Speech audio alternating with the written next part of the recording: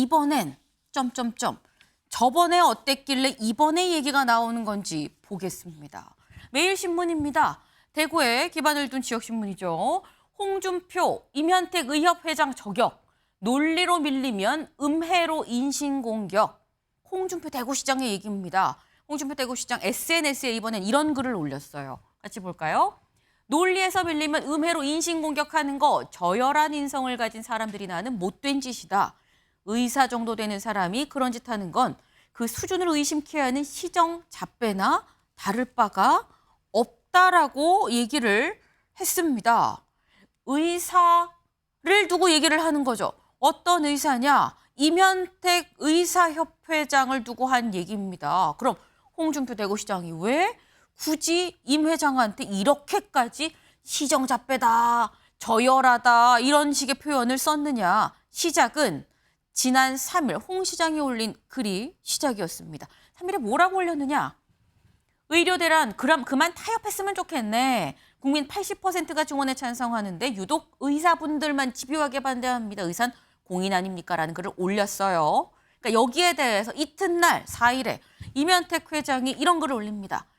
돼지발정죄로 성범죄 가담한 사람이 시장하는 것도 기가 찰 노릇입니다. 전문직 자영업자나 월급 생활자는 공인 아닙니다. 우리 공인 아니에요. 라고 얘기를 한 겁니다. 근데 여기에 대해서 홍 시장 가만히 있을 사람이 아니죠. 청년의 꿈에 이런 글을 올렸습니다. 네. 의사이기 전에 인성이 고약합니다. 아직까지 음해하다니 그냥 팍 고소해서 집어넣어 버릴까 보다. 의사도 못하게 이렇게 받아쳤어요. 근데 여기에 또 임 회장도 가만히 있을 사람이 아니죠. 아는 분은 알 겁니다. 정치인이 약물 이용 데이트 강간모에 동참한 것도 경악할 수준이다. 아직도 정신 못 차리고 수준을 운운하냐? 자중하시길. 이라는 글을 올렸어요. 그러니까 여기에 대해서 아까 본 그 SNS 글 있죠. 인신공격이라는 얘기를 합니다. 논리가 밀리니까 인신공격한 거 아니냐. 지금 굉장히 많이 얘기가 왔다 갔다 핑퐁이 막 몇 번을 했습니다. 근데 이게 주원규 위원님. 네. 이 정도 되면 둘이 만나서 얘기해야 되는 거 아닙니까?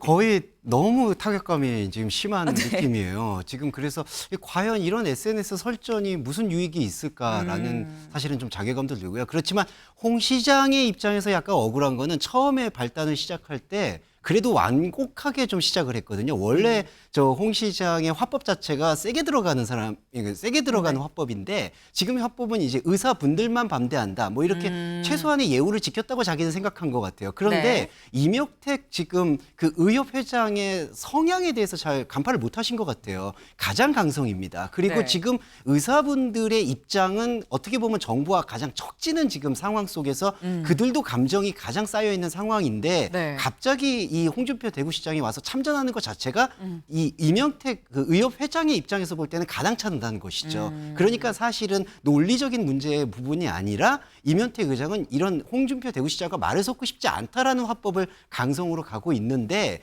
결국에는 이게 정부에게 큰 부담만 줄 뿐입니다. 이 의협회장을 이렇게 자극해서 과연 제대로 된 협상을 이끌어낼 수 있을까? 그리고 홍준표 대구시장도 결국 자신의 그런 본성을 참지 못하고 네. 시정잡배 같은 그런 말로 마무리하게 되는 이 뒷모습 앞에서 과연 이 의료 대란과 의료 분쟁이 어떻게 해결될지 염려스럽습니다. 네, 김광선 변호사님. 이 홍준표 시장이 이제 전에도 막말해가지고 많이 논란이 되잖아요. 근데 이번에 지금 임자를 만난 것 같아요. 그러니까 사실 이번에 홍준표 시장의 발언은 틀린 말은 하나도 없어요. 이제 그만 타협을 하자는 얘기고 또 국민의 80% 지지한다. 근데 의사는 공인, 뭐 임현택 회장은 공인이 아니라고 하지만 우리가 생각할 때 변호사도 자영 전문직이긴 하지만 약간 공인 수준으로 하죠. 그래서 이제 공익성을 얘기하기 때문에 또 공인이라고 볼 수도 있는 거예요.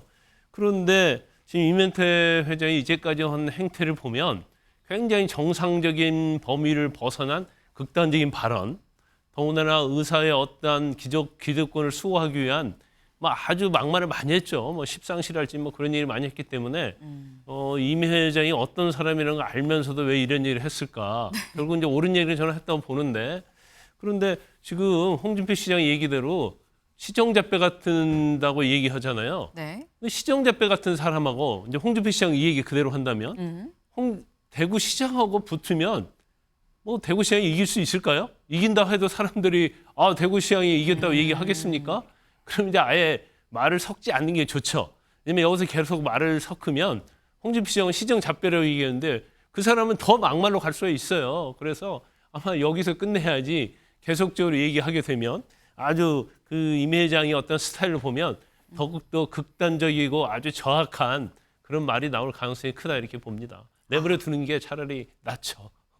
지금 말씀은 김광삼 변호사님의 말씀은 표현컨대 시정 잡배라고 표현을 했으니 그 표현을 빌리면 시장과 시장 잡배가 만나면 시장 잡배는 잃을 게 없다. 맞붙어봐야 득될 게 없으니 홍 시장이 좀 고만하면 좋겠다라는 말씀을 하셨어요.